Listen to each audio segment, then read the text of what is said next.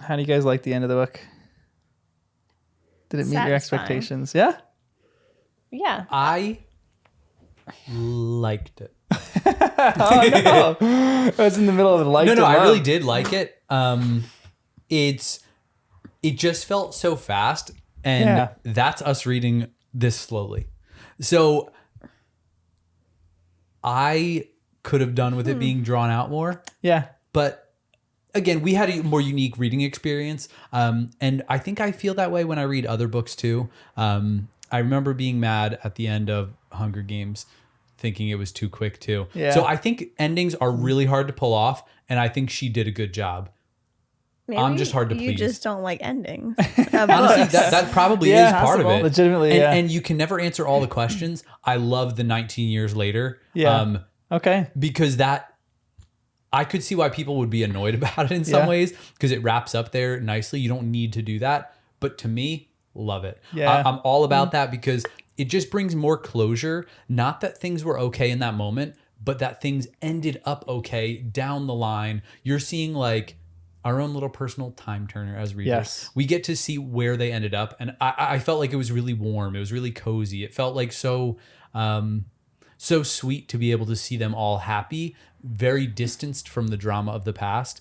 Honestly, I think one of my favorite lines in the entire book comes from the epilogue, and it's the first line of it where it says, "Autumn seemed to arrive suddenly that year."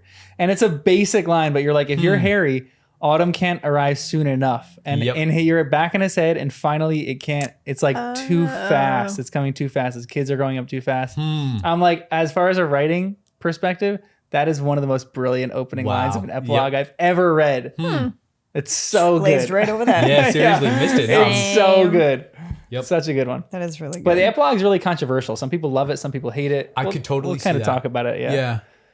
Wait, Jen, if you had to rate it, scale of 1 to 10 or in general, the ending. I of the really, epilogue. I liked it a lot. I Okay, thought nice. it answered pretty much all the questions that I had. Wow. And I was kind of, what? I had a bunch of questions left. But I'm And glad it answered them. Here's one No, of the good because like things I just too. want to know bottom line. What happens to Harry Yes. and friends? Yes, absolutely. And we get that. Yep. And it goes the way I want it to go. yeah, It's even better. Very satisfying. There is a point too where most of the questions really are answered, and when you reread this, you'll have a ton of questions after this book. And then if you reread it, you'll get all your questions answered. We'll answer your questions tonight for I some know of the that's stuff, what but- is so interesting because I was like, oh, what is it like to reread this with a different lens Yeah, now so true. that you know what happened? Well, I'm genuinely happy that the books ended with the complex characters and complex moments. There was that part of me that I think I was cautiously like, ooh, are they going to try and do something too crazy in the end here? Is JK going to throw some curveball? It was satisfying, and Dumbledore ended as a genuinely complex character who made mistakes and was trying to figure it out, but is a good man. And Snape, complex character through to the end. And there are elements of the world you kind of miss, and people actually die, and it's like, yeah, I think it ended really well. Look at you already quoting the inside jokes of. Well, not jokes, I was but quoting it the inside before it lingo. was even a thing. Well, once I started wedding planning, that was a whole. Yeah, It yeah. was everywhere. But it is. Oh, and that's why there's the stag and the doe on all this bridal stuff too. They have the stag and the doe like everywhere. Isn't that over the line? Yeah, that's I did. It just clicked now, so no. No, but I'm just saying over the line to imply that Snape and Lily were supposed to end up together or something. Well, James's was a stag. Yeah. Lily's fair. was the doe. Where are And you? so- No, that's a fair point. But I'm just Like connecting. James and Severus Snape. Fair. But I think I'm still connecting that Snape's Patronus is the doe. And so, would that It be would be Xanamegus? That's why I I said was that. like, wait. Gay love affair. It could happen. It's really Snape and James the whole time. It'd be great. This Okay, whole yeah, that makes time. sense. But then that's weird The for a whole different time? reason. Always. Because then it's like always, which is Snape's is thing, is being Doubtfire. connected to Lily and James. That feels wrong too. It's only wedding decor. It's okay. But I didn't notice all that stuff. No, when you're in it, you see it everywhere. Yeah, again, second time reads are really fun. A lot of people think their second time reads are better than their first time reads. But people would give Because she their right probably arm for dropped their so first many time reads. hints that Yes. I didn't pick up this first Yeah. time. Although that one time when we were detectives and it was really good. I am telling you, you will reread this series and you'll be astounded at the amount of hints that she dropped, even in the first chapter alone. It's crazy Wow. how much And she the hinted first at. book, In the first book, chapter. the first chapter, how much she hinted at Really? certain things in that. Yeah. I mean, like, there's definitely a point of dissection. Can you just to tell it. me what chapters?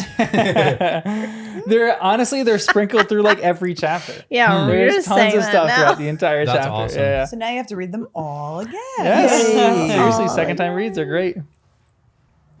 Well, yeah, that's why people would give their like right arm to reread this series because it's just like, Like What- I'd have to read it, not listen. yeah, ooh, yeah.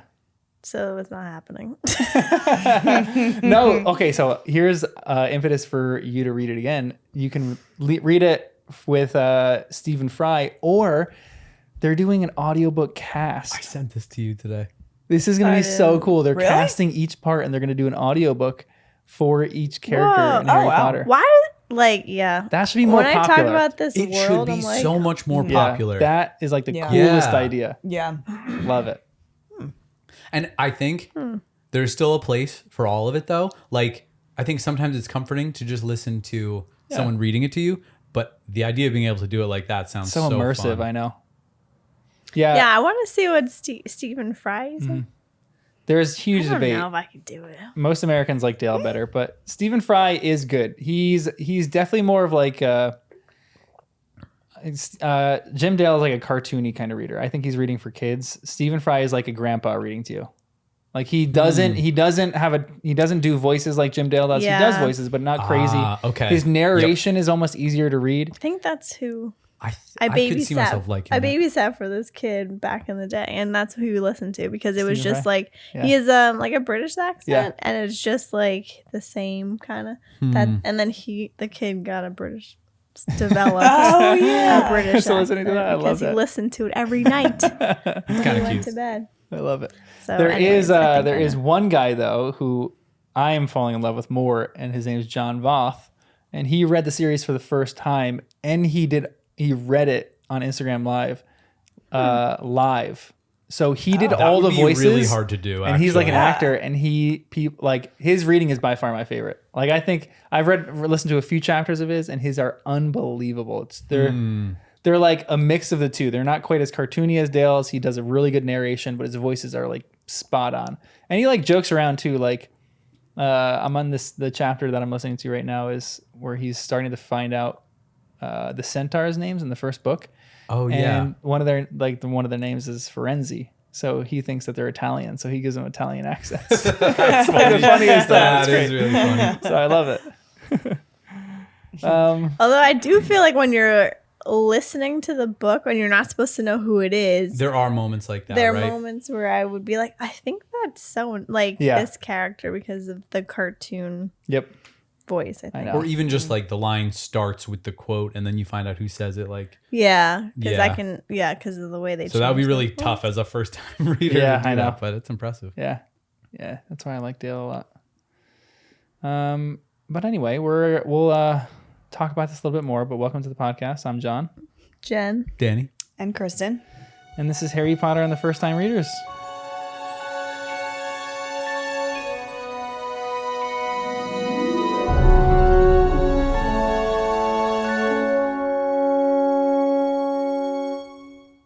But No last more. time readers. Yeah. Man. This is we're done. No more first time That's read. so weird. I know. Like the anticipation, and then it's over. All right, so give me a quick summary of chapter 30 before we jump into it and talk about all of our questions. Or 36. Wow, chapter Take it 30. away, Danny. 36. Kristen? No. I mean, it's the ending of the book except the epilogue. So it starts with Harry waking up again, and kind of realizing that Voldemort was impacted by the previous moment, and he's playing dead and making friends with Narcissa in a weird moment. Well, friends is extreme, but you know, And then Hagrid carries Harry out because Voldemort is trying to parade him and hurt the morale of the rest of the crew. You kind of get into the rest of the drama, you know. Neville comes out and shines, being a Gryffindor through and through, being brave, kills Nagini, the whole thing. With the sword of Gryffindor. Nice. And then, a lot of action. Running around, leading to the final battle between Harry and Voldemort in the Great Hall. It was great. Ends kind of quick, you know? Yeah, it's a quick thing. It's like a little dialogue. It just happens like in a few paragraphs that he dies and that's it. And I didn't go and reread it. I kind of meant to, but is it true nobody else died in that final battle on the good side? So Harry's like kind of protection of them, I thought was really cool because there were a lot of moments that still were kind of intense. Mrs. Weasley fighting Bellatrix and stuff. Oh, yeah. Yeah, that was You great. know, scary moments. I was nervous. Yeah. And her pride was coming through a little bit. I thought she was about to make the same mistake as Sirius. Maybe I'll amend that a little bit. I actually don't know. I don't think Voldemort could harm anybody. But potentially maybe one of the Death Eaters could. But it seemed like everyone else had like the Death Eaters in their wraps. Like the tides had completely turned. Yeah. And they were there was like no chance for the Death Eaters to beat any of the other Order of the Phoenix members. And even if it wasn't blatant magic, that's got to hurt morale when Harry's alive again. You're like, I know. Okay, again? It's crazy too to me that in this chapter when Harry comes back alive and he pulls off the invisibility cloak, Voldemort's still like thinking he's gonna win and like taunting him. I'm like, dude, you literally are like 0-20 in the series, and you're thinking this is gonna be the time that I kill him. You know, please stop. Oh yeah, the master manipulator Dumbledore. Yep. Did he throw that out there or something? Ouch. So one of the first moments in this chapter, we'll talk about Dumbledore being a master manipulator. So we're not going to go over every single point. Like we'll talk about our more general thoughts on the book at the very end after we finish the movies and stuff like that. We'll do like people want to do like a Q&As with you guys. So we'll do all that then, but we'll kind of stick with just the end of the book here. Okay, yeah. So one of the beginning parts of this chapter, it says hands softer than he had been expecting touched Harry's face, pulled back an eyelid, crept beneath his shirt down to his chest and felt his heart. He could hear the woman's fast breathing. Her long hair tickled his face. He knew that she could feel the steady pounding of life against his ribs. Is Draco alive? Is he in the castle? What do you think of Narcissa and the Malfoys?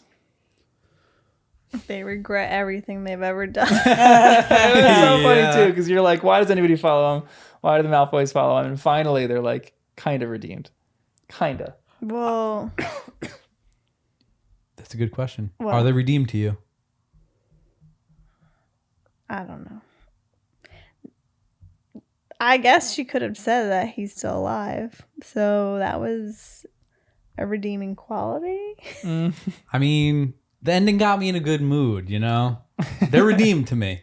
And in this moment, I feel like I was already kind of ready for it. They're like, the parents are like, is Draco alive? And Draco's still trying to kill Harry. But not anymore. Well, you know what? He was. I'd have to go back and see it again. But like, I feel like Draco understood the situation by the end and felt bad.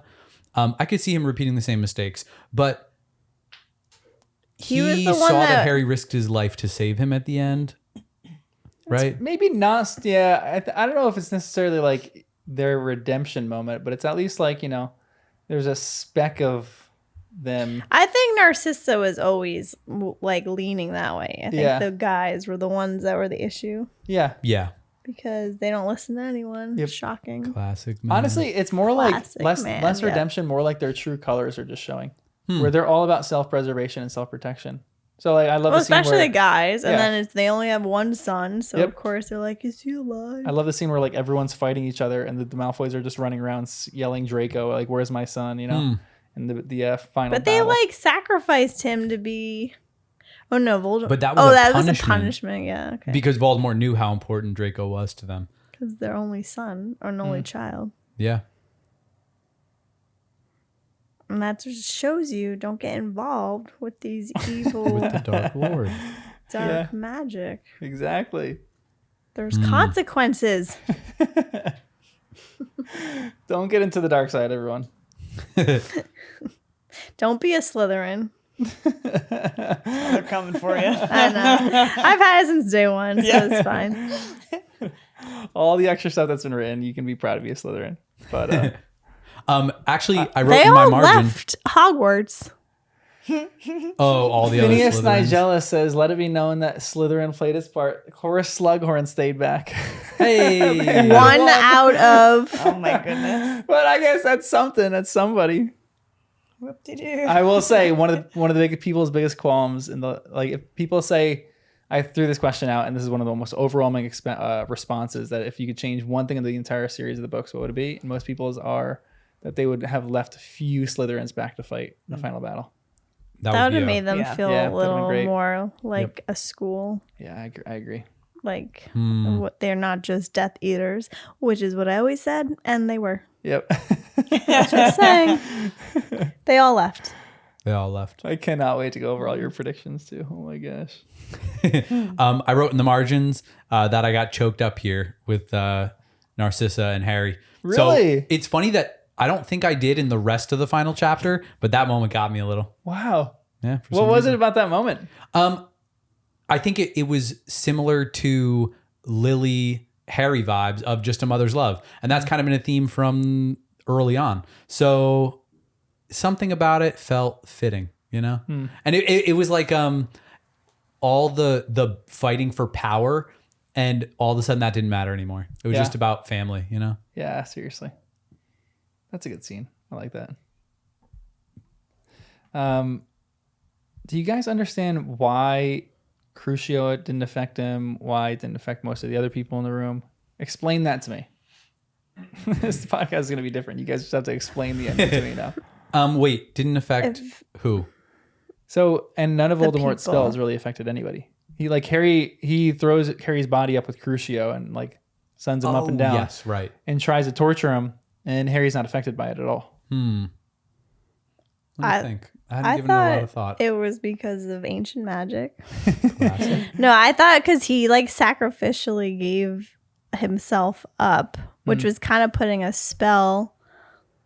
Like it reminded me of Lily's spell on him, but then it was kind of a spell on himself since he had like a good Horcrux. Yeah. So it was it reminded me of like Lily's love spell, but like on himself and those he loved. Yes. So like it extended out to anyone that was fighting for Harry. But I don't know if that's true. Yeah, I think you nailed it. Huh. Yeah, I think I had those kinds of vague ideas.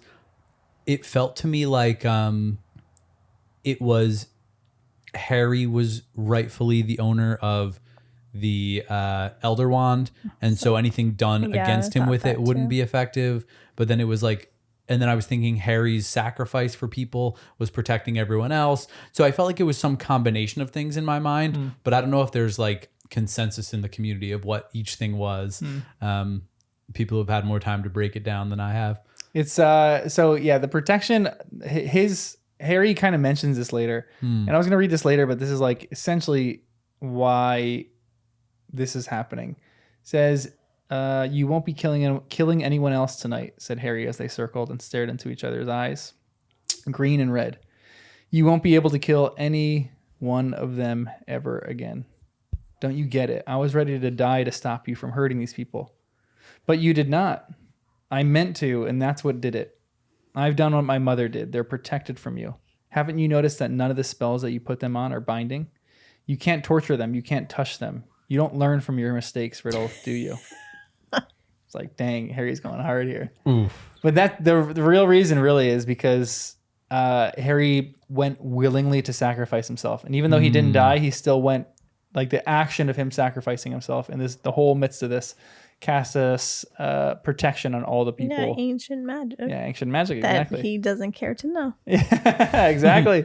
Because of his pride. His pride was his downfall. Yeah, it's good. When Voldemort And if you guys have any other in between parts for when we're going through this chapter, just shout them out. But when they come back out and they're like, Voldemort is talking to the whole crew that's assembled, and he silences them, and the first person to speak says, Harry Potter is dead. Do you understand now, deluded ones? He was nothing ever, but a boy who relied on others to sacrifice themselves for him. He beat you, yelled Ron, and the charm broke, and the defenders of Hogwarts were shouting and screaming again until a second, more powerful bang extinguished their voice once more. So this is this is why a lot of people, Ron is a great character, but I'm curious at this point in the story, which is the end of the story, whose journey did you guys like the most? So Ron is great here because he's like he's the first person to chime in and like defend Harry in this moment, and like the charm breaks because of that. But this is like more of an overarching question, but who in the entire series have you liked as far as their character arc is concerned, like who they are as a person? They're all really good ones. Yeah. But I feel like Ron is so consistent that this is the same thing he would have done in the beginning of book one. You know, I feel like they were so bonded from the beginning that his character didn't have as much of an arc. And that's fine because we love him for it and he's great. Yeah. And even Hermione. But all three of them. No, but she had more of an arc. Did she? Yeah, Hermione did because she learned that there are times you can be a rebel.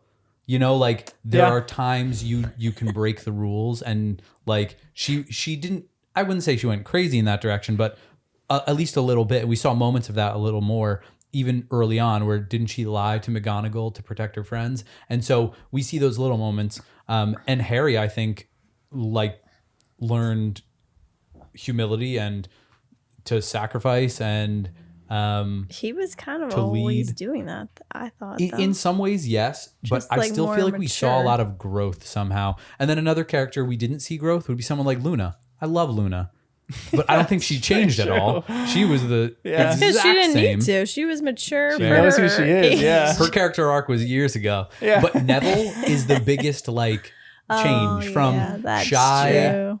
scared to bold and brave. Oh, yeah, Neville. And so I I think think a change like that I think is heartwarming. Do you understand now why I love Neville so much and why he's one of people's favorite characters in the whole series? Yep. He's so many. He's not even a character I know. in the beginning or in the movie. Yep, I know. The movies just completely negate him. Oh no. That's why How does it end? Do they take him out of even this? No, I'm sure they give him introduce certain things in the movies, and we'll talk about this when we hit the movies. But he does. I'll give you this. He does chop the head off the snake in the movies. Nice. But good. For people who have seen the movies and are only movie fans, they see that scene and they're like, "Why is that such a big deal that Neville chopped the head off?" And for book fans, you're like, for this reason, it's like so important. You know, there's like so many important things of why Neville had to be the one that chopped the head off. Why it was so vital for that to happen. No, I'm curious. But the movie is just you're left like, why is Neville such an important character? You know, he's cool, but you know, he's not that great. But his progression has been great throughout the whole series. I feel like Molly too. Yeah. Weasley. She was like the protective mom, and then she's like having all her kids fighting, and then she's fighting Yep. the most vicious villainess. Yeah. Yeah. This is kind of the moment. So I'll read this line. Hundreds of people now line the walls, watching the two fight. Voldemort and his three opponents, Bellatrix and Molly and Harry, stood invisible, torn between both, wanting to attack and yet to protect, unable to be sure that he would not hit the innocent. What will happen to your children when I've killed you? Taunted Bellatrix, as mad as her master, capering to Molly's cursed danced around her. When Mommy's gone, the same way as Freddy. You will never touch our children again, screamed Mrs. Weasley. Bellatrix laughed, the same exhilarated laugh her cousin Sirius had given as he toppled backward through the veil. And suddenly, Harry knew what was going to happen before it did. Molly's curse soared beneath Bellatrix's outstretched arms and hit her squarely in the chest, directly over her heart. Bellatrix's gloating smile froze. Her eyes seemed to bulge. For the tiniest space of time, she knew what had happened. And then she toppled and the watching crowd roared, and Voldemort screamed. So this is the scene So that my he brother cared for teared up her? at. Huh? So did Voldemort care for her? I know, which is that was a fascinating question I was thinking about today. Did he actually love her in some way? Voldemort screams for this. I'm like, interesting. It's definitely not like love, but it's just some kind of like maybe his most devoted servant. He's like, oh no, bummer. He keeps flipping the I know. Severus, the kid. Barty Crouch. Yeah. I know. It goes from one person to the other. But this was the scene my brother teared up Sorry. at. And I remember asking him why, and he was like, this is when he read the series when his first daughter was like, or was it where his only daughter was like 6 or 7. So he said the maternal and the paternal instinct here was just the scene that like, you know, I was just learning about what this means to be like a father and like have this like, you want to protect your child at all costs. And he said when Molly stepped up and protected her daughter, he was like, that was the scene I related to the most. Like how you would do anything to protect your kids. And he said he was like sitting in the car on his way to the hospital and he was like welling up and tearing up at this one scene. I was like, oh, it's the best. I love it. I feel once she said those words, I was like, Molly's gonna win. Yeah, Even though I was a little nervous, but I'm like a mama bear fighting for her kids. You're not winning. Yep. You have no shot. Yeah. No chance. Yeah, Molly's like change is good too. She's one of those characters that you reread and you're like, you know, she's a little annoying at times, but really she's the one that's like holding half the things together. And then you get Creatures arc 2, which is one of my favorites. That is so good. I I love forgot about that. that. Yeah. Yeah. When he's like He's the leading Elves the of march, Hogwarts. right? Yeah. Swarmed into the entrance hall, screaming and waving, carving knives and cleavers. At their head, the locket of Regulus Black bouncing on his chest was Creature. His bullfrog voice was audible even above this din. Fight, fight, fight for my master. Defend the defender of house elves. Fight the Dark Lord in the name of brave Regulus. Fight. It's such a good moment. Yep. That's why I like you. And that's what. Go ahead. No, I was just gonna say that's what I didn't understand. I'm like, why didn't they all come together and fight against these death? Obviously, it worked out how it was supposed to, but all these creatures now are like, oh, let's fight against the Dark Lord and the Death Eaters when they know that they're gonna win. Like, I don't know. Yeah, it's a good point. It's a good point, but There is I will say there is like beauty to it where so they don't know that Harry's alive yet. That's the only thing. they don't. I thought they did. Harry still has the invisibility cloak on. So he's like wandering around. That's why when so Molly they're is just, about to like, like doing upset the about battle, he's under the invisibility cloak thinking about casting a spell, but he can't. He only pulls it off like after this. I love this because even though Harry is dead and it seems like hope is lost, they are still fighting and it seems like they're going to come out victorious. Like they're winning this battle. And I love the fact What that else do they have to lose? yeah, they're like their backs are up He's against in the wall. They're charge. like, I let's might go. as well try. And everyone comes out. They're like, okay, no more messing around anymore. The centaurs are out. All the people like who were at Hogsmeade, it says, were out. The shopkeepers were out. The house elves are coming out in full force. It's like, But that's why I think my point is that everyone in numbers, you guys are so much I know. greater, and like the fear that's instilled in people, if they actually took that away, which is impossible, but you wouldn't have to. They could have defeated him years ago, I know. or when he first Seriously. came to. I wonder if Harry had died, if they still would have won. Because in this order of things, Harry's spell would have protected everyone, kind of, you know, like given them a boost at least. And they did kill Nagini. So as long as they got everyone else and killed Voldemort last, they would have actually been victorious. So I think it's kind of cool. Yeah, but then his that elder theoretically it wand could would have happen. won. But if Harry died, though, I guess I'm still wondering if the Elder Wand would have been... It would have went to Voldemort Oh, yeah, would it have? because Harry was the owner of it, apparently. Probably, yeah. Maybe. I And still then think he they would could have win. been okay. Only because I'm wondering if the Elder Wand... I guess I picture it more one-on-one battles, but if it's against so many people, could it be outmatched? Oh, I don't know. you like my outnumbered But I'm glad Harry didn't have to really die. Or is this his first death? But he had two. He had a lot more, many more deaths in the chamber. It does stink that they took so long to come help the centaurs, the house elves, people of Hogsmeade. I wanted that old teacher to come back, or even Nicholas Flamel, the old person who said that she had given the OWL to Dumbledore and was so impressed. I'm like, there's something about that older generation. I want some of them to come swinging back. You had Neville's grandma, but that was kind of you're right. That was good. People, Wait, and then the curses were lifted off of people? Like, so Neville, if I heard this correctly, are Neville's parents not cursed anymore? No. Or they went crazy? They're still... So they would still be crazy. It was like the curses didn't have staying power on people who Voldemort was currently cursing. So he was like, cursing people, Accio, because then I was like, everyone in the hospital is probably coming out. That'd be great. If it was like Lion King where all of a sudden there's like a change from like it's like bleak to like everything's in gloom, like all these people who he tortured they were come okay. Yeah. Oh, that stinks. It's weird that Voldemort stopped killing people. When Voldemort thought that he had victory and he had Harry, he like was not going to kill anymore, and he's kind of talking about the future and there'll be no more houses. And it kind of made me think they should have already done that. Yeah. And it reminded me of what the Sorting Hat was telling them all to do like books ago and uniting. And it stinks they never really did that. Yeah, again, that's the Slytherin moment of like, if they had just united better back in book 4 when they were still worried about houses, even against other schools, it could have maybe led to a different outcome. Yeah. Like this is the moment. Abolish houses right here. Everyone is in like the collective Hogwarts house, you know. Yep. Get rid of that because no one of cares Slytherin about that right now. Oh, yeah. What? What? Get rid of Slytherin? Yes. Classic. There was only one person or two. How many people were there? And they were against Harry. But it was a tainted generation. Yeah. Exactly. Even though that's mostly Snape's fault, and I don't understand why. I understand. Well, Snape was Slytherin. Okay.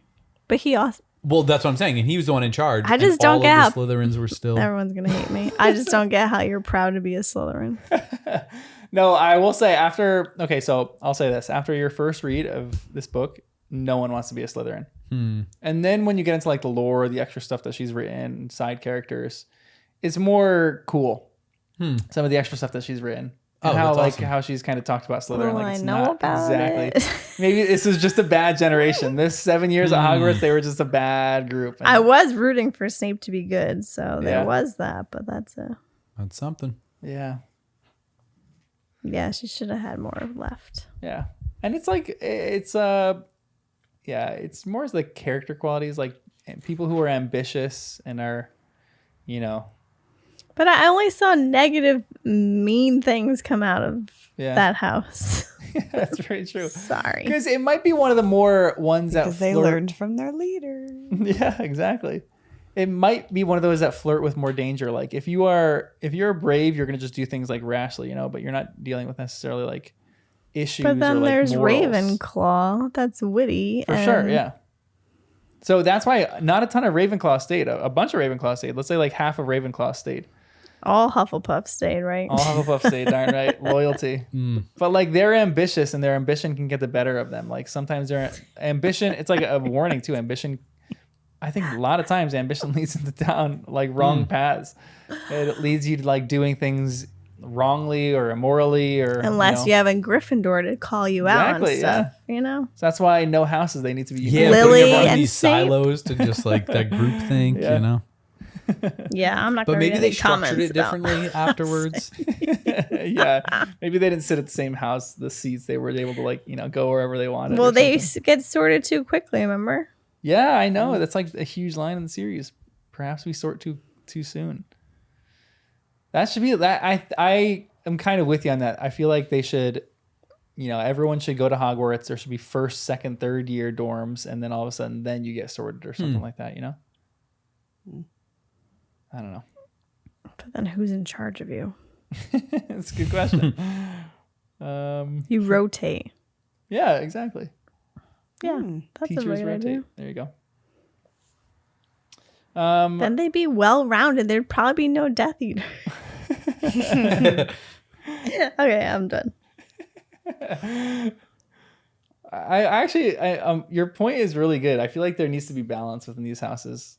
Like, I think all of the houses need each other. And that's why in the epilogue, it's like a bummer that, we'll talk about this later, but that Ron is so adamant against Slytherin still. See? Yeah, I know. So like they've fallen back into the same ruts that they've been in before, Well, they still don't want to be Slytherin. Yeah. Oh, but Harry was a little more. Yeah, he did speak a little reason. Well, I after mean, that. he's Albus Severus. That's a great name. The poor kid's gonna get made fun of from his name. I know. Not what We'll talk house about his he's name. in. It's a rough one. What do you think about Harry actually offering a last chance for remorse for Tom Riddle? It's classic. Because he Harry. has this, very classic Harry. What would have happened? Yeah, what would have happened had he said, "Okay, let me try for some remorse"? Well, there are no legilimens around that we know of who can actually test this. No Veritas serum somewhere that they can be like. Yeah, but I What's the thought deal? that if something with the Horcrux happened, right? If you actually that could be telling. He didn't have any left though. Remorse. Yeah. But you're right. You If there was have regret and remorse, remorse, yeah. about like one of those things, that Yeah. would be. That that you could get like heals part the of your. Horcrux. Yeah. So that's why I wondered if he would have lived. Yeah, it's a fascinating question because in that discussion, there's like I don't think anybody's necessarily tried that, but it's theorized that it can rip the person apart. Like remorse, it's so powerful. That he would have been That- killed instead of It would being. have killed him. Like the remorse itself for what he's done. Think about it. If like Voldemort looks back on what he's done and sees all the evils, all the evil that he's done, and he really considers that, it could rip him apart. Like it could heal you if I you're doing it in the proper guess, way, but how many people actually do that in the proper way? Truly Right. have remorse and truly feel bad for something that you've done. Yeah, it's a fascinating idea for what regret and remorse mean in the series. He is a sociopath, so I don't think he's was capable of it. I was thinking that too. I can't picture it. Yeah. I can't picture ever being able to. Like you love that Harry is giving him this chance, but it's just not possible for him.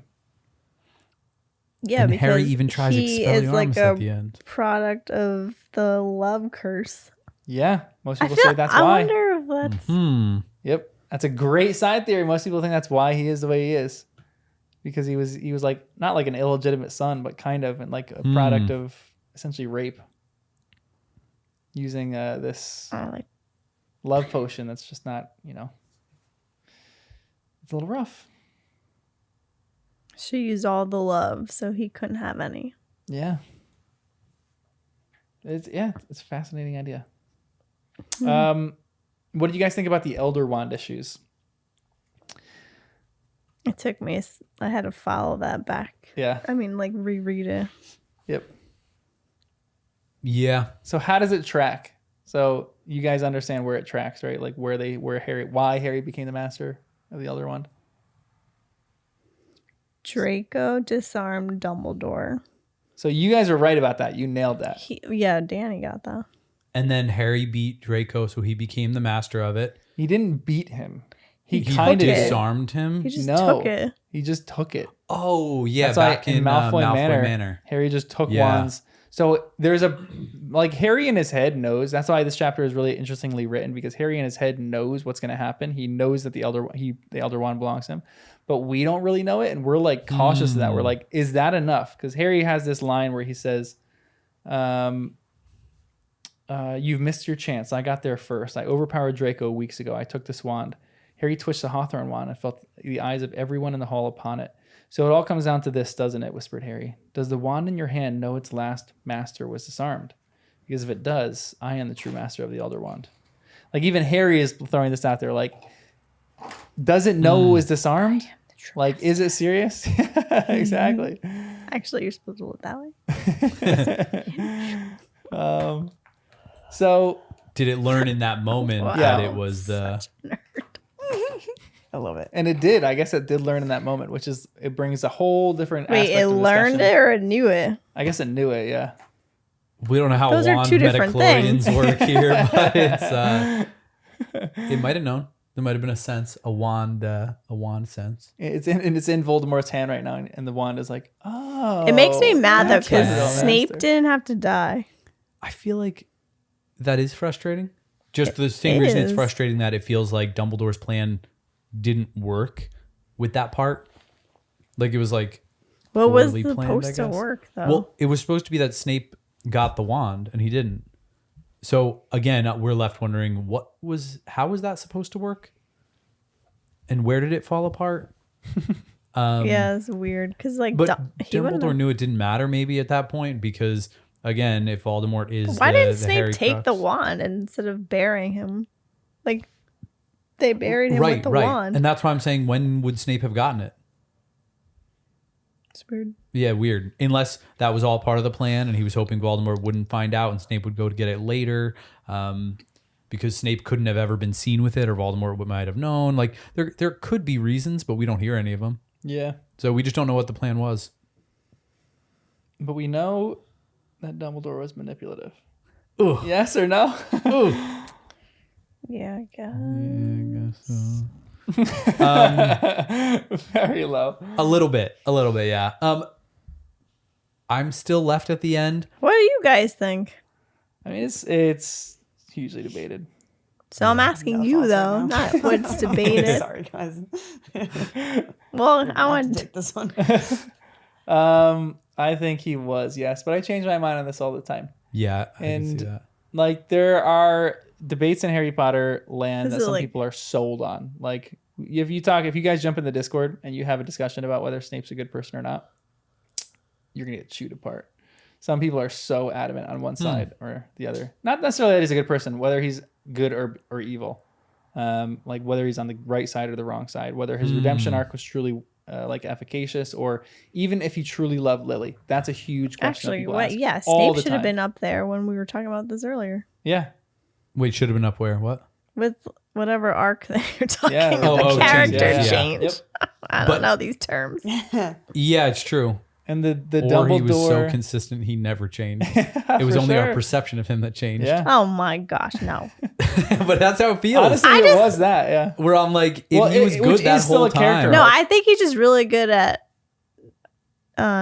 doing his job for Dumbledore. Yeah, Yeah. well, we did see his arc from childhood. I think it It was, like just, right. Under He arc? became a Deathly. I don't agree with that. I think he was evil, and then I think he got like a wake up call. It's like, do you really want to continue down this path, or do you want another option? And I think he took the other option. just like the Malfoys, kind of, right? But they bother me more. Oh, they do? Yeah, Draco and the dad. I can't. I just think of them as like Yeah. how. Yeah, I know. I think the mom was the only like sane one, but she had no power, so she couldn't. Yeah. Yeah. And then isn't it her sister, right? It's Yeah. like I'm just thinking of the sister like personalities and stuff, and it's like you don't want to rock the boat, but then you don't agree with it, but you can't bring it up sometimes. I don't know. I know. The ethical questions for all this kind of stuff are fascinating. You can have a whole, side podcast on the ethical questions that come up in Harry Potter for all this kind of stuff. For the Dumbledore one, I love Dumbledore. I think he is a bit manipulative, and I think he shut himself off to what he preached his entire life, or not his entire life, after he became hardened a little bit from his jilted love. Because if you look, like, Dumbledore preaches love all the time. Does he actually love people? I think he does, but he doesn't truly seem to have friends. He doesn't truly seem to let anybody in or trust other people. He only lets people have certain bits of information, which you're like, maybe that's the way it had to be. But Lizzie, who's doing season 2, says this all the time, that he says Dumbledore thinks he's above the law, which I kind of think is the truth. Like he thinks, Yeah. which I mean, It's it a very works. Harry mindset. Yeah, too, though. it really is So a very I Harry don't mindset. mind it, but- Yeah, because there's a point to it where if the person thinks they're right in doing what they're doing, if they're wrong, that has serious, like Voldemort is like that, and it could have terrible ramifications. If it's Dumbledore and if it's a person who's truly like good, even though they have tons of issues, it's gonna work out, and you know it. Like he's brilliant, so you're not really worried about it. But if you think you're right and you're willing to do anything to do what you think is right, yeah, there's a pride in there for sure. That's what his brother was saying. Because yeah, exactly, and his own brother knows it. Yep. And his brother is another like kind of good character, but with some weird, Yeah. motives and stuff. But like, yeah, then you're saying, oh, do you submit to someone else's authority even if you think they're telling you to do something wrong? And where's the line? I don't know. And like, Dumbledore doesn't want to be a soldier; he wants to be the general. But then he's making these calls and like he's going against the ministry and like keep doing these things. And again, he's so confident he's right, and it worked out. And so he was right. But I mean, it is he's playing God. it's a little prideful, yeah. Yeah, for sure. It can be manipulative. But If Harry's little dream sequence was in his head, dream stuff, then to me that would confirm the manipulation. But if that was some kind of limbo where Dumbledore was, then I think that redeems a little bit of that from Dumbledore's perspective. So I don't know. I'm still stuck with I think it was in Harry's head, Yeah. but I hope it wasn't.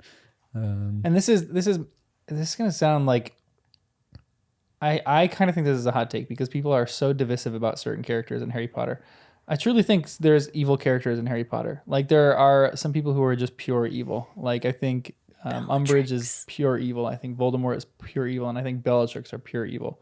I think there isn't like Harry is maybe one, but like he has so many flaws.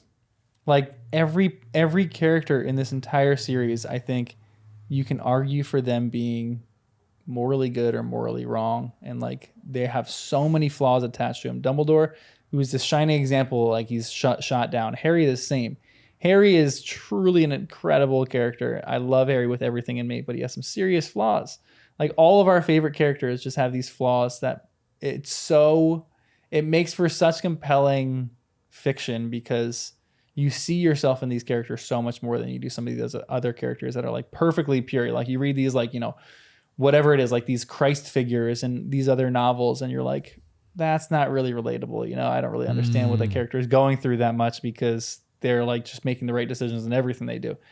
It's like Harry doesn't make the right decisions in half of what he does, but he still knows where he needs to go because he still knows what is right, and he follows through in that. So like there's a little bit of good and evil in everyone, and I love this series for that so much.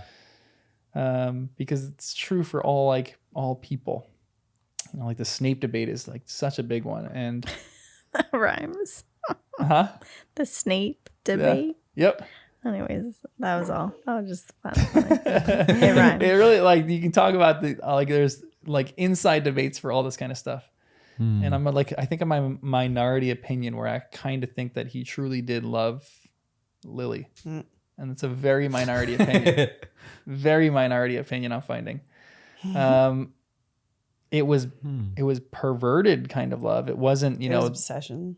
When you love someone, you can I don't have the brain space for this right now, but I feel like he treated Harry so poorly because he hated James. But if he claimed to have truly loved Lily, like it's hard, but you would let it go. Yeah, for sure. That's what love. Yeah, you would define love by like a selfless love. He did not have that. He wanted her for himself, and he held on to that his entire life. So it was a selfish love, what he wanted. He just knows That's how good he is. He wanted her to end up with him. He's the best. That's a selfish love. No, of course. It's prideful and selfish. Here's the thing. Yeah, it is selfish, but at the same time, he was the one that essentially made the ultimate sacrifice. He sacrificed his life day in and day out to abide by this plan so that really Voldemort would be overthrown. I know. He was still horrible. Yeah, again, he's still horrible. And no one debates the second that, read, I'm going to have to be more aware of him. And I wish we saw more redemption in my own mind of James, because I Yeah. feel like one of Still the a last douche. images we get is, it's like he's still being a bully. And I'm like, Yeah. was he a good guy? How did Lily fall for him? Like, I Yeah. would love to feel like I could root for him a little more. So it is still interesting, because Yeah. that's part of why I think it'd be telling. Like, if he wasn't a good guy, I could see Snape as still loving Lily seems more accessible. But if he's a good guy, then it feels more like obsession. It's like, move on. She's got a good life. She's happy. This is like good for her. So I think I'm still left wondering, like, But okay, so how James is. I and don't this is one of my arguments for this whole thing too, is that the situation surrounding like Snape was not a good person. So like the situation surrounding him made his whatever you view this love or obsession even stranger. Like the way he had to interact through this whole thing made it really difficult. Like Yeah, yes, he you're should have just right. laid it down, like, you know, truly loved and protected Harry. That would have been true love. But if you look about it, look at this. Like there are certain people who, like, you know, their loved one will die and they're like, you know, they're married and this is completely different, but they will not get over that person. And we viewed that as romantic. Completely different circumstances. I know these are completely different circumstances, but it's like, I even think of Good Will Hunting, when the one Robbins is like obsessed and he won't even move on from his deceased wife. And Oh, he's like, yeah. He's like, he can't even take another step. And we viewed that as like beautiful romance. But Will, the guy, he's like Matt Damon. He's like, no, or not Matt Damon. What is it? Yeah, that was Matt Damon. Yeah. He's like, oh great, so you're like never gonna live life again, and you're gonna just like be miserable and doing this whole thing. And he realizes that at the end of the movie, and he kind of moves on. So yeah, the line between obsession versus what romance is just fine. And I think this, again, one of the reasons I love this so much is because you can have these debates in this series because the characters are so complex, because they're very well written characters, and I think she's an exceptional writer. Like I can't spoil anything because I'm reading another series right now, and a decision that someone made at the end of this series, I still have not gotten over, and I'm still upset by it. I think it was a wrong decision, and I was like, it felt justified. It felt like revenge though, rather than justice, and I was like, just doesn't sit well with me. Does it make sense for the character a little bit or something, Not or make really. him complex? It didn't make sense. It didn't even make sense. Okay, yeah. It made the character a lot more complex to me. Like maybe the right way to go should have been they didn't do this, but it confused me about who this character was a lot. Like it was a strange move, but we'll talk about that maybe another time when we do a series on those. How did you guys like the end of the death of Voldemort? It was very short. Again, I'm like, it was so short. I don't remember even what happened after it. It happened so Like he just kind of fast. fell there limp. It was just like really quick. But in a way, it's fitting.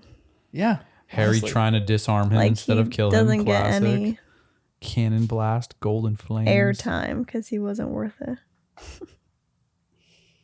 Yeah, he really doesn't deserve airtime. That's why I kind of love that it's so short and you kind of like forget it because I like how he doesn't deserve it. Yeah. I like how she described.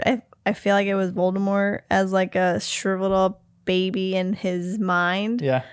So that way, in this moment, I'm picturing that. Like I'm picturing him like shriveling up as like this disgusting thing yeah. in this short description because it was described a little bit in the chapter before.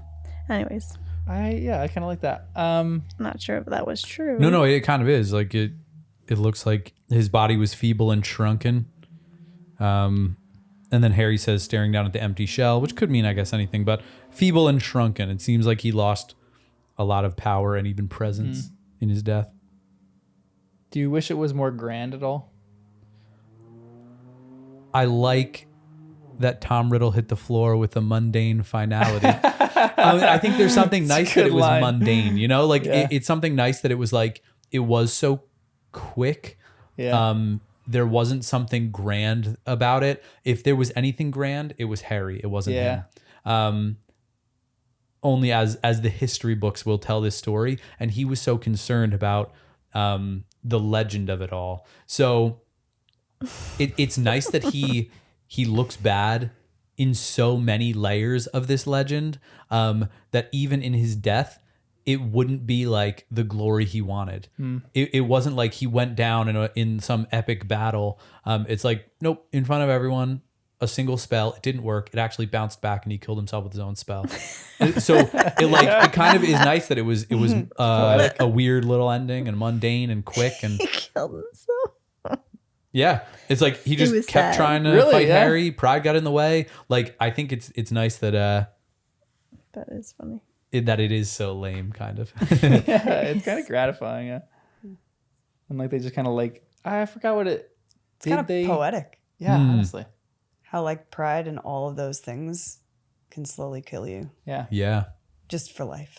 That's why, like, you're like, even in Voldemort's mind, if he died, he would want him to die in a grand way, like, you know, like, and he blows up and like everyone's watching in awe. But no, you died like everyone else died. You're like a normal person, dude. Like, everyone dies, and when they die, their body just hits the ground in a mundane thump. You know? He never thought he was going to die. Yeah, seriously. He wasn't ready for it. I kind of wish with the Horcruxes he would feel something when each one got destroyed. Slowly weakening him. But again, Yeah. it was his pride, so even if he did feel something, he He'd could have ignore suppressed it or Yeah. ignored it. Yeah. I think he started feeling them toward the end. I think there was especially with Harry, when he tries to kill Harry, he thinks he killed Harry. He falls back and he sends the Malfoys, Narcissa, to go check up on him because I think he's still paranoid. He's like, something happened to me. I don't. Oh, he didn't realize that he was part Horcrux, Yeah. I guess. Mm-hmm. Maybe. Yeah. I like it. It was good. What are your thoughts on just the end of this chapter? Like Harry mending his own wand, the idea of the Hallows. Oh, that was so much cool. happens. That was I so know. great. So much happens in I like 2 loved pages. where he takes the wand just to use it to fix his wand. Yeah, it's great. Yeah. And then he never wants that wand to Yeah. be used. I love it. And the stone disappeared in the woods. It's in the woods somewhere. Could be some sequels made out of that one. But then he's going to keep the cloak, right? Yeah, he's gonna keep Yeah. the cloak. I love that Luna even like ushers him away. That's like a great moment. where Yeah, Luna's that was like, really sweet. I'd want to like be alone if I were you. You know. Right. I'd want some peace and quiet if it were me.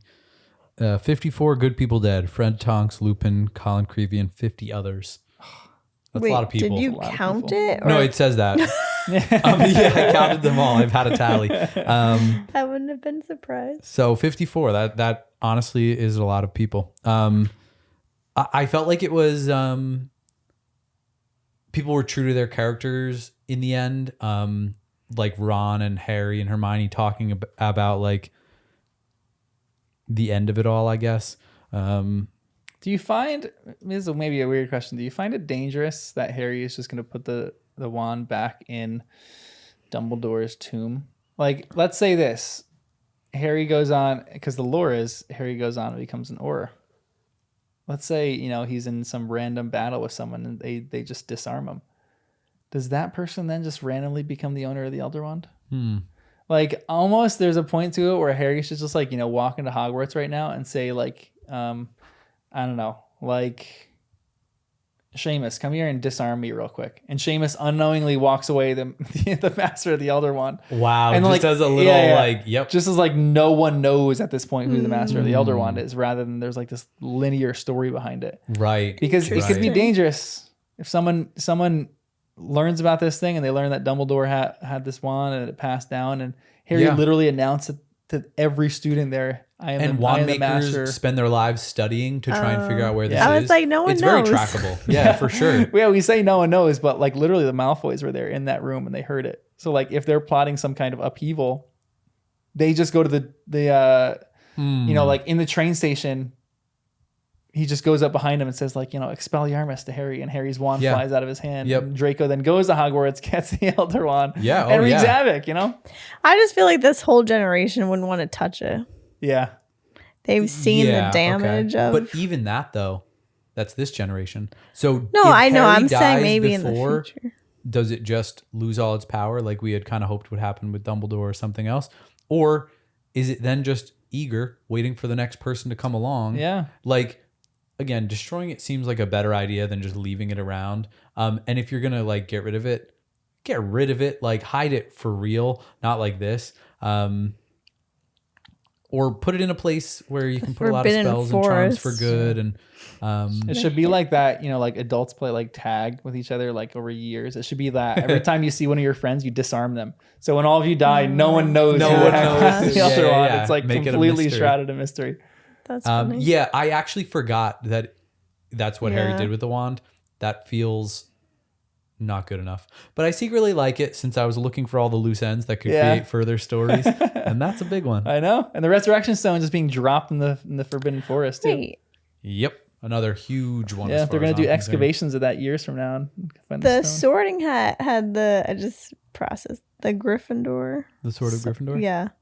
But what's his name? Tom Riddle? Voldemort? No, the elf, not the elf. The guy in the bank had the Goblin? it. Yes. The sword appears to any worthy Gryffindor. I know, but what happens to the goblin? All of a sudden it disappears? I hope. Yeah, I guess so. I hope that it disappeared. I hope it flew out the window and slit the guy's throat. Zipping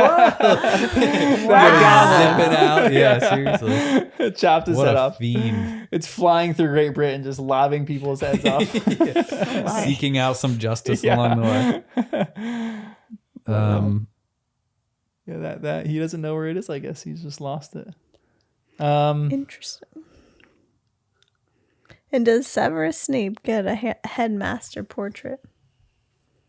Ooh, I've actually never thought about that. That's my question on the drive. I was like, we're like, oh, well, Harry can talk to Dumbledore in the portrait.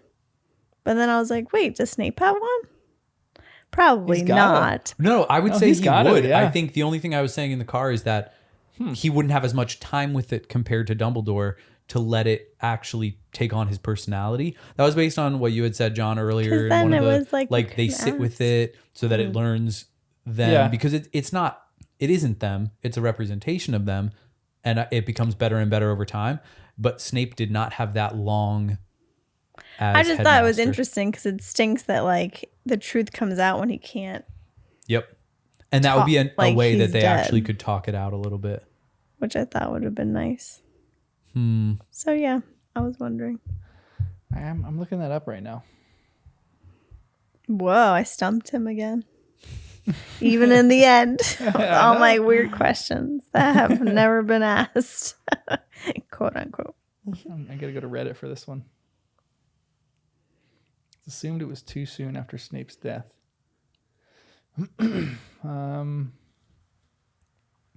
Wow. Someone said, Joe has said that because Snape ran away, abandoned his post, that he didn't get a portrait. Question, is Snape's portrait in the headmaster's office, Joe?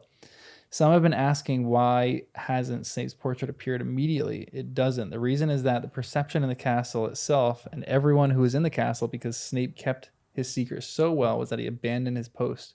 So all the portraits you see in the headmaster study are all headmasters and headmistresses who died. It's like British royals. You only get good press if you die in office. Abdication is not acceptable, particularly if you marry an American. She says, I'm kidding. I digress. I know because I thought this one through because it was very important to me. I know Harry would have insisted that Snape's portrait was on the wall right beside Dumbledore's. Fascinating. Even though the other portraits knew, because it seems like he was talking it out with them, and so they were aware. Yeah. Wait, the other portraits knew what? That Snape was good. It seems like Phineas was helping him, Phineas Nigellus. Right. And Dumbledore and a few other, like the portraits were aware. So that's why if it was up to them, he probably would have a portrait. But according to JK, it sounds like it was coming from more of the general school energy or something else. Kinda whoever like the Peeves, where Peeves comes from. It comes from like what the school recognizes. So I guess he was so good at duping people, he duped even the school. He duped even the ancient magic of the school. Whoa. Look at that. Wow, full circle. I want a portrait of him. I know, I kind of do too. I was just going to say you want a portrait. I want a portrait. Yep. I had to talk to myself. Maybe it'd help me make decisions. You go talk to your portrait. What should I do? That would make your decision making worse. You'd be like, I don't know. What do you think I should do in this situation? I don't know. What do you think I should do in this situation? Oh my gosh. Probably right. Yeah. Shut up. You're That's not how we allowed are to with say even that. just finding dinner. We're like, where'd we go? I don't know. Where do you want to go? What other questions do you guys have in this chapter before we hit the epilogue? Or overarching questions in the story? Let me look. I was making a list of future books that JK can write for us. But a lot of them were based on just questions I had, like not holes in the story, loose ends maybe. Yeah. Like Grindelwald. Oh, I was hoping Crookshanks will be mentioned at the end. Never saw another Crookshanks. Aw. And was Snape a vampire or a Batamagus?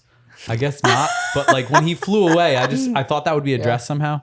So you are, and Danny, you're entering the realm right now. Both you guys are entering the realm of like, this is where some of it gets really fun because no one knows some of the answers for these definitively. So you guys come up with a headcanon on your own. Right. And that I love contributes that. to the story. And you will post some of these on Reddit and people will debate these for eons for why they think he's a bat or a vampire, why they don't think he is. Like, is he like, maybe, I don't know if there's like a legitimate question, but there's probably a question out there asking, is Snape an animagus? Like, did he become an animagus somehow? We just don't know. Is he an unregistered animagus? I guarantee you on Reddit somewhere, someone has laid out an argument for why they think Snape is an animagus. Right. Yeah, because he wanted to follow James and them. Yeah. So everything becomes So he conjecture copied them and potential canon at this point. So this is when it gets fun. And then on the second read, looking for more. Yeah. I mentioned fan fiction Nicholas comes from. Flamel, Time Turners. Oh, the Death Veil. A future book, Harry Potter and the Veil of Death.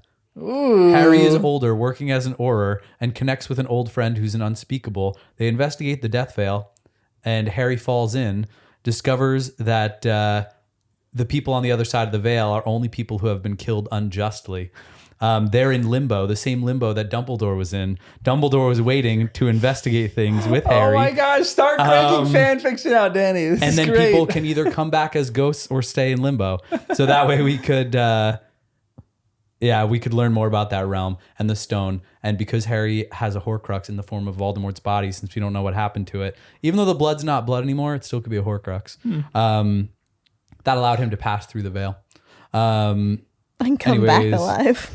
Is that what you mean? This is great. So also Department of Mysteries. I felt like those little brain things I thought we were going to see again. And then the Room of Prophecies, another book, the Department of Mysteries Minority Report, where there are all these open-ended prophecies that they have to try and close before bad things happen. Like, if this happens, then this will happen. So they have to look at all these open-ended prophecies. And I just wanted to know more. I'm like, who made all these prophecies? Yeah. Oh my and where are they? And who, like, we don't regard Yeah, anything in that realm to be truthful except for one prophecy. Yeah. And we don't hear a single other one, but the room is packed. So I'm like, that's a series of 7 books right there. Yeah, 100%. Also, Harry's kids, pitching some great along ideas. with You need to hold on to these. Ron and Hermione's kids explore Hogwarts with specific knowledge from their parents. They enter the room of requirement and find, maybe that's what Harry put on a few magical objects that were not destroyed by fiend fire. Yep. And those objects could be port keys or powerful somethings that lead them on adventures. Wow. That's so fantastic. It's like... also another loose end. Fudge, he had an army that I think Luna was the one who told us. So grain of salt. But she mentioned an army. It never came back. So another Luna was book, the one that mentioned it. Fudge is old and withered and fiendish, but he's a bad old wizard and he uses his army. Anyways. Oh, and the larger world. We never left Great Britain. I would love to see more with Egypt, Albania, Brazil, US. Magic in different countries would be really good. Because you could just make the stakes bigger and bigger, and that kind of happens in things. But maybe Harry Potter and the Cursed Child is. I don't know where they go with the rest of the books, but I did feel like there were open-ended things. Not that open-ended. Also, Hagrid and Eminem. Come on. Can't they mention something? So that's the stuff I like that's open-ended. Like, I actually like. I love that the epilogue has just enough information that we can kind of piece things together ourselves. Yeah. But like not enough. She's written a ton about some of the extra stuff that happens. Oh, awesome. Like Neville ends up marrying Hannah Abbott. He's a professor. Hannah Abbott is the new Rosmerta. She's the new like matron of the Three Broomsticks. She's trying to become a healer, so she's trying to work at St. Mungo's. So she's like come up with extra stuff about this, and like that's canon. That is so cool. Anything that she's written, But so what like do you Wizarding mean? World has all of this. Like, where is she writing this? Like little short stories? Or Yeah, like, it used to be a lot of short stories. It used to just be quite Q&As, like people would ask her something, and she'd like come up with some kind of article on it or something like Oh. that. So she has written a ton extra stuff, but she hasn't like synthesized these into like one-off stories. She's just like, I've written the 7. That's she it. doesn't need to. I know. She doesn't. Yeah, need she to. doesn't. She's sad. You're lucky I you know. get these little extra things, I feel like. And I was going to say, if things fade out a little, they quiet down, then in another 10 or 20 years, she could write more books. But how many for years sure. has But it now been? they're never going to quiet down I because know. the show's going to come out. And they're doing this new audiobook Hello, thing. and, like, Universal is like well, yeah, all of course. Harry So, Potter you know. world. I'm afraid she might just get a little tired of it. Yeah. Now it's like, Yeah. she's like, I did my part. Okay. Yeah. I created a world that's never ending. She's Voldemort. And she set parameters for this world, so like we can kind of like that's why fanfic. It's not completely canon, but it's like just fun because there's fans who are going down these journeys and like writing their own like little stories about what's happening. And Yeah. I don't get how you write out 7 books with all this detail, though. I know. I mean, And so many characters. I know. yeah. Oh, And yeah. so many different, like, complexities in them. She could still sell the rights at some point. Disney will make a whole series. Or, Yeah. Actually, it'd be Universal, but that could easily ruin it too. So Yeah, for sure. it finished really well. I liked it. Yeah. Yeah, the epilogue again. There's just like a few little fun things that happen in the epilogue, but like you learn about Professor Longbottom, Neville's like the professor there, Scorpius, Albus Severus. yeah, Albus Severus, Wait, what's Scorpius? Draco's son. Oh, wow. And I love that name. Ron's like, don't befriend that person. Granddad Weasley will never forgive you if you marry a pureblood. You're like, yes, there you go. Oh, man. Love that. But what are Well, your... then it was like Rose and Hugo. Yeah, Rose and Hugo. Random names. Yeah, that's Yeah, they do what- seem random. You're like, why are Rose named is Fred? another flower name, so that's Kind of Yeah. goes with Lily. yeah, that's the Lily Petunia vibe, but it's Ron and Hermione. So The only thing I could think of is that Hermione, with her history books, there's someone Mm-hmm. in history that she loved, and she's like Hugo. and those could be love that. grandparents. We don't know anything about and like the family at all. Yeah. Oh, that's Hugo true. could be her dad, you know, That's fair. Yeah, it could be. and Rose could be Ron's. Oh, did grandma. Hermione ever undo the charm for her parents? No, they're still in Australia. Living their best life, yeah. Hey, yeah, they're that's not funny. living their best life. They don't know they have they their have a daughter daughter, I and know. grandkids. Imagine if they go off and they have another kid and Hermione ends up having like a sister who's a witch. Another side Whoa, series. That's a cool idea. Yeah, that's really cool. Has another kid that's a witch? Oh my. Interesting. I like that they fast forward. Percy discoursing on broomstick regulations. I know, Oh. Percy never I like changes. that his scar never hurt again. Yeah. And like that's how he can tell. Yeah, I know. And all was well, the ending of the book. Guys, now we can go to a Harry Potter trivia night somewhere. We gotta find oh my one. goodness! They're yes. like everywhere. I Really? feel like we still I have to think watch so, the other when movies. I was searching previously. Yeah. But yeah, that's so great. It's not gonna give away the movies. No, I'm saying some of the movies might be in the trivia. Oh, it's like it has to be book only. Well, no, there's definitely gonna be movie only trivia probably, but I'm sure they mix it up. Yeah, it probably would be everything. I think if we go to a books only trivia, there might be people there who are next level. I Again, could see we, it. like we then know we Harry gotta meet Potter. 'em. I know Harry Potter. yeah. But I'm telling you, there are people like the people on our Discord right now. They're next level. They'll with come what they with know of us. Harry Potter. I know. I think we'll take you guys on a journey with us. That is We great. wear them in an earpiece. I don't know how that would work. That's cheating. That's a great idea. But we're coming as a team, and they're part of the team. Yeah. A team of all the listeners.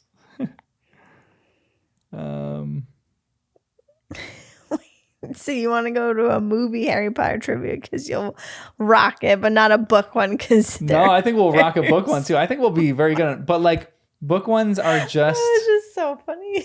they're the trivia for some book ones. Like the Super Carlin brothers do book trivia and they come up with some niche ones. I'm sorry. Like very difficult ones to answer. Like even uber Harry Potter fans have difficult ones because you can pull out random stuff. Like Yeah. What there's was the color of their shoes? yeah, for sure. Yeah. True. Yeah. Any like little memorizing details. Or yeah. like who was the like I mean maybe you'll know this. Who was the astronomy professor? Danny would know. I feel like I'd know it if I heard it, but no, I don't think I could pull it out. Wasn't it the centaur? Nope. No. I think it was Sinistra. Oh yeah, that sounds right. I might be wrong. Sinistra might have been a different, but like that might be the questions on trivia night. Yeah, like right. That. It's too difficult. But those people really that tough know that, questions. how many times have they read the book? Books. Way more than me. But that's like, never mind. But I think different things resonate with different people, you know? Yeah. So that's why you have a good trivia team. You got people to cover all your bases. Teddy Lupin, you know, just Oh, it's like the adopted child. snogging Victoire. Victoire. Their cousin. That's Nice. pretty funny. Yeah, James and Victoire are not cousins. Note that they are not cousins. But yeah, there's like again. I wish like they fun described things. what he looked like. Like who? Yeah. Teddy Tonks did? and what Teddy. Oh looked like. yeah, you're right. They didn't even mention it. Because I would have loved to have known. Like, was he kind of? I think he could change his appearance a little bit, right? That's what they said with the baby. And then what about werewolf? Will he know, have any right. of that? It sounds I like know. he didn't, but I wish they touched upon that. I or know that she would be kind of touched. nice. But like you got just enough that it's like okay, that's kind of satisfying. Yeah. You see them, you know. You're like, oh, this is kind of nice. That's why I'm like happy with it. Yeah. And like you'll learn. Who all these Otherwise, I would have characters killed married, you after 7 books. It ends terribly. Voldemort wins. Jen's like, I'm never John. doing this again. This was a waste of my time. You I knew like it. that Hagrid is still at Hogwarts. He Yeah. invited them to tea. Forgot Yep, about that. I love That's that. I that's know. Does great. he ever age? He's a giant. He doesn't Well, age. No, Age is I'm different, I asking. guess? They don't age, do they? We don't know. Not a lot of Well, information. the way given. you said it is like you do know. It's headcanon for me. I have no idea, but That we're would not have been giving cool any if we had signs of Hagrid's age. kid in there too with Eminem. Ooh, wow. Yeah, that would be cool. And she could be You know like what? Skittles. I feel like Oh my gosh. I feel like they should have had some of the other schools come to help. You know, Durmstrang pulls up. Come to help what? Yeah, really. Like there's a Beauxbaton. boat that pops up. You know, and, like, all yeah, the it would have been Durmstrang cool at Oh, the end, against fight. Voldemort? Yeah, just to again it stayed very local. That's It was fair, really yeah. Great Britain. It seemed. Yeah. They didn't want to get involved.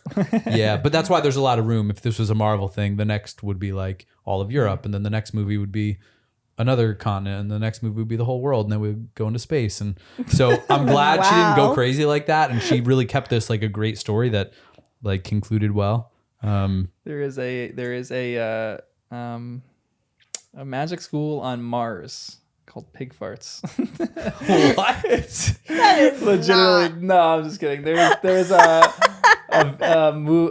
musical called the Very Potter Musical, a Very Harry Potter musical, and that's like a complete joke. It's like, but it's so That is funny. funny. That there's a guy or there's a girl who plays Draco, and she's the funniest person in the entire play, and she's like, I can't wait till she's like, all she wants is a rocket ship so she can go to Pig Farts, where there's Master Rumble Roar, who is a lion. Wow. So they make this whole elaborate thing. It's so funny. It's so out there, but Oh it's so my funny. goodness. I like it. Yeah. That's great. It's tough to operate, you know. Well, you guys got anything else in the epilogue? No, that was it for me. Some of those little things we had throughout the books were so funny. I know. Apparating, what noise Yeah. do they make? Oh yeah, true. With their butt. I know. No resolution on that. We get some good podcast moments. Well, how do we know? We might hear it in the movie. You're right. We'll see in the movie. I thought it was interesting that Harry called Snape the bravest. Yeah. Of all the words, brave. Interesting. Yep. Um, He was the bravest man I That's ever because knew. he got made is. fun of as a coward, so I feel like he was redeeming that quality of him. Because that was one thing that... yeah, that makes sense. Oh, okay. Yeah. You're looking at me like... It just feels crazy. maybe not the most accurate. Well, it but depends is what super you brave. believe. Yeah, like being there in front of the Dark Lord with like trying to fake it and do all that. And I don't know what word would be better. Because is he the most loyal? Slyest? To Lily, maybe. Slyest, yeah. He's the best Occlumens I ever knew. Right, That's all, right. yeah. Yeah, like there it is. So bravest. I don't mind it. Yeah, the names, everyone has problems with the names. Not only because he's going to get made fun of for being named Albus Severus, but just because, like, where's Fred in the whole mix? Why not name your son Fred, Right. Like, I does feel like Ginny she have got no say? tired of name picking Yeah. and she's just like, let's just repeat Yeah, these. yeah, Hmm. There's lots of debate for how Harry was ridiculous to name his son Severus, which was like he was an abusive person toward him.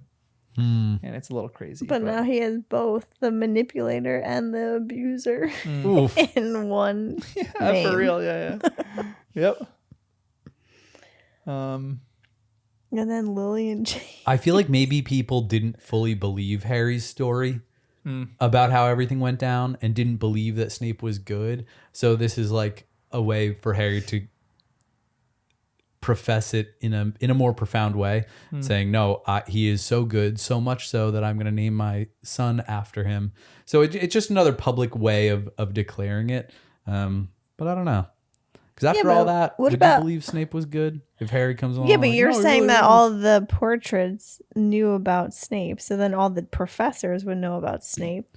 Yeah, and but then the it would journalists in this trickle. world are kind of terrible. So They don't know how to write good stories. yeah, Well, that's but everywhere. Rita maybe came around.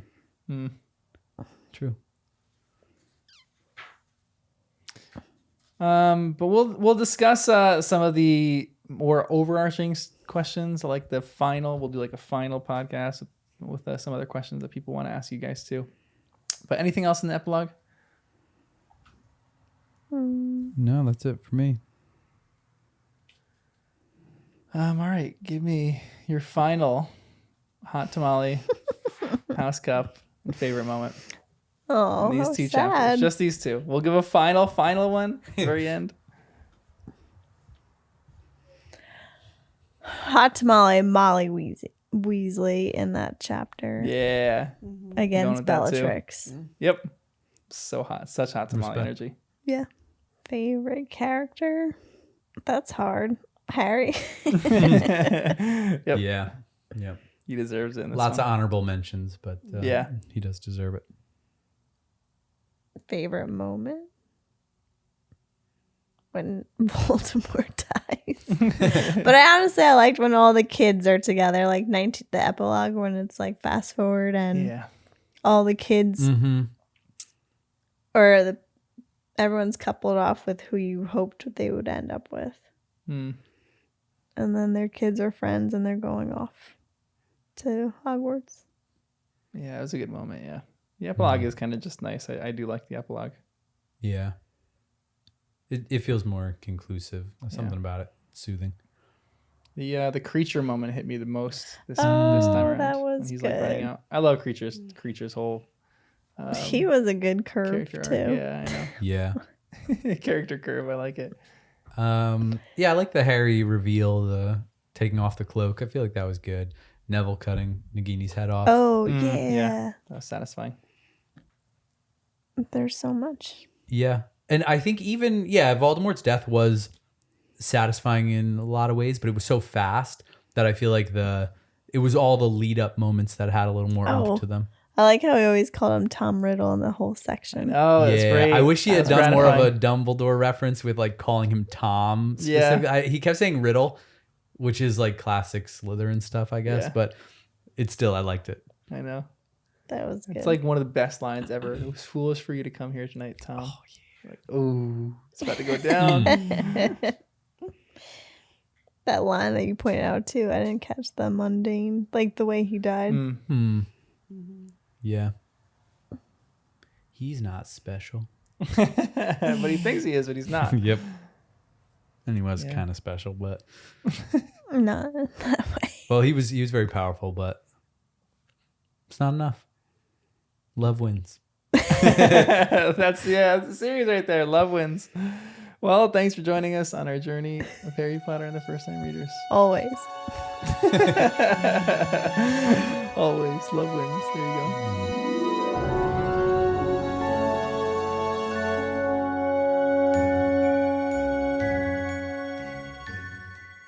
Wow. We finished the books, guys. Well, I never thought I would finish these books. Is kind of how I'm saying. No. Or start it, to be fair. Yeah, it's a good I was last gonna line one day as well. just watch. I've had the enough movies. trouble for a lifetime. Both good endings. Yeah.